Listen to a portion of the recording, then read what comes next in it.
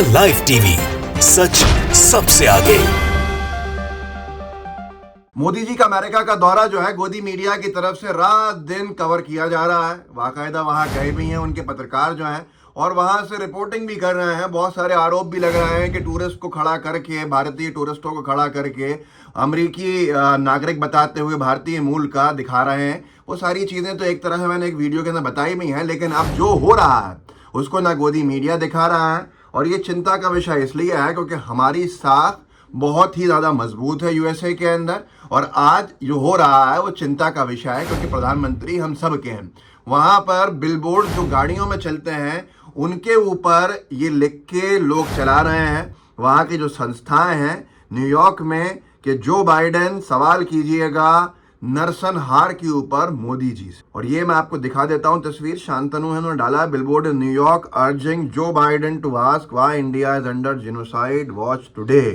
इन्होंने लिखा है कि ये जो बिलबोर्ड चल रहा है न्यूयॉर्क के अंदर वो जो बाइडेन को से निवेदन कर रहा है कि मोदी से चर्चा कीजिए कि भारत आगे नरसंहार के दौर से क्यों गुजर रहा है। ये चिंता का विषय है, आप खुद देख लीजिए इस वीडियो।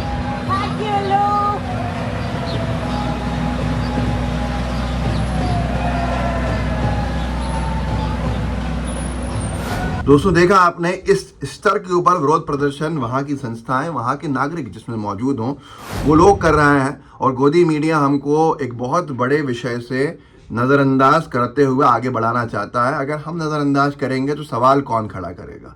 हमारे प्रधानमंत्री की बात नहीं है बल्कि हमारे देश की बात है। देश प्रधानमंत्री रिप्रेजेंट करते हैं, और अगर प्रधानमंत्री के ऊपर कोई आपत्तिजनक टिप्पणी हो या प्रधानमंत्री का विरोध प्रदर्शन हो तो देश के ऊपर भी वो देखा जाता है। लेकिन आखिर ऐसा क्या कर दिया है और ऐसी कौन सी गलती है जो फॉरेन अफेयर्स के अंदर है या जो भी है जिसकी वजह से आज हमको इस सब का सामना करना पड़ रहा है। मिसाल के तौर पे मैं आपको दिखाता हूँ एलन मस्क से। एलन मस्क एक उद्योगपति हैं, कारोबारी हैं, जाहिर सी बात है जो उनको कारोबार देगा या जहां से उनको उम्मीद लगेगी कारोबार की, वो उस व्यक्ति की तारीफ करेंगे।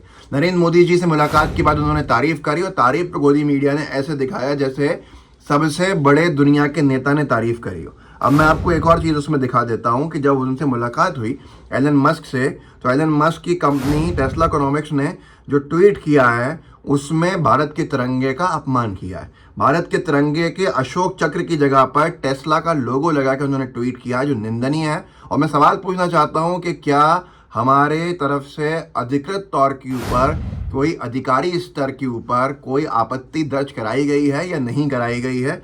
ये चिंता का विषय है। पंकज जैन ने लिखा है कि क्या are you okay with this, क्या आपके लिए ये सही है? अशोक चक्रा जो है वो एडिट कर दिया गया है और टेस्ला का लोगो वहां लगा दिया गया है। अगर आप एग्री नहीं करते हैं तो इसको आरटी कीजिए। ये तस्वीर आपके सामने है, अगर यहाँ किसी ने की होती तो वो जेल में होते, लेकिन क्योंकि अमेरिका के लोगों के लिए शायद बहुत सारी छूट दे दी गई हैं तो ये विषय इतना बड़ा नहीं है। मैं आपको दिखाना चाहता हूं कि यूएसए के अंदर जिस चीज़ को बताया जा रहा है कि बहुत बड़ा डंका बज रहा है, जहां मैंने दिखाया कि नरसंहार के बारे में सवाल करने के लिए निवेदन कर रहे हैं, बिलबोर्ड्स वहां पर चलाए जा रहे हैं जो बाइडेन को की तरफ एड्रेस किए गए हैं, और मोदी जी का नाम उसमें लिखा हुआ है कि चर्चा कीजिए।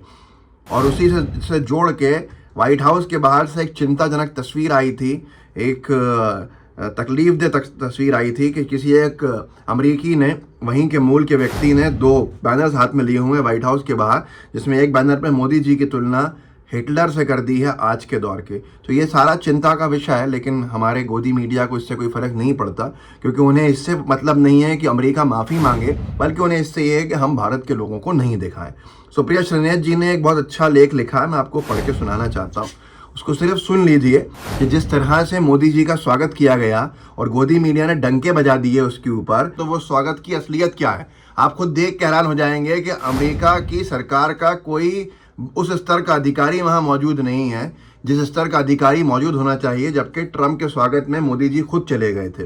सुप्रिया जी ने लिखा है कि ये देखकर बहुत दुख हुआ कि कल जब पीएम मोदी अमेरिका के न्यूयॉर्क शहर पहुंचे तो उनकी अगवानी के लिए ना तो बाइडेन सरकार का और ना ही वहां की आर्मी का कोई बड़ा अधिकारी आया, जबकि राष्ट्रपति ओबामा और डोनाल्ड ट्रंप के भारत आगमन पर मोदी जी स्वयं एयरपोर्ट पर उन्हें लेने के लिए पहुंचे थे।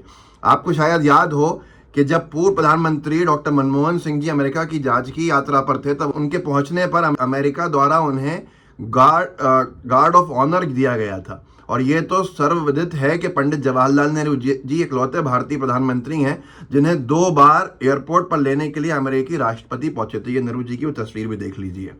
पहली बार 1949 में राष्ट्रपति ट्रूमन पंडित नेहरू की एयरपोर्ट पर अगवानी करने आए और फिर 1961 में तत्कालीन राष्ट्रपति कैनेडी आए और वहां से पंडित नेहरू और प्रेसिडेंट कैनेडी ने एक साथ उनके आधिकारिक हवाई जहाज एयरफोर्स 1 ने वाशिंगटन तक की यात्रा की। शायद ये बहुत कम लोगों को मालूम होगा कि पंडित नेहरू इकलौते ऐसे वैश्विक नेता हैं जो 1956 में तत्कालीन राष्ट्रपति आइजनहोवर के फार्म हाउस में उनके व्यक्तिगत अतिथि के रूप में रुके थे।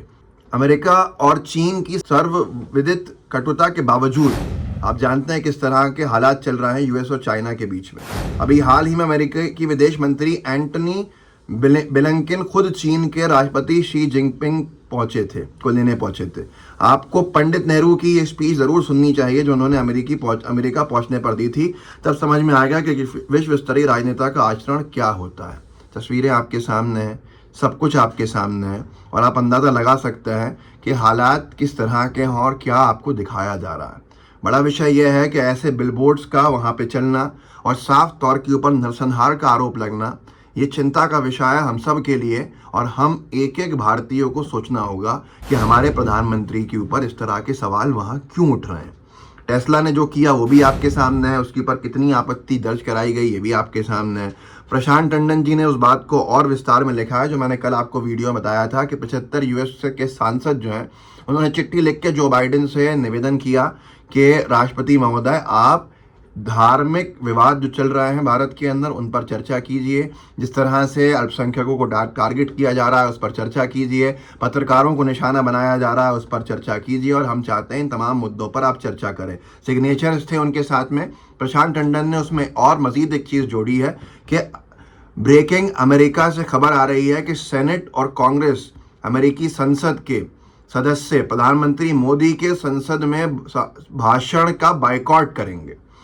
भारत की प्रतिष्ठा के लिए ये अच्छा नहीं है और इसके लिए मोदी और उनकी राजनीति जिम्मेदार है। 75 सांसद राष्ट्रपति बाइडेन को चिट्ठी लिख चुके हैं।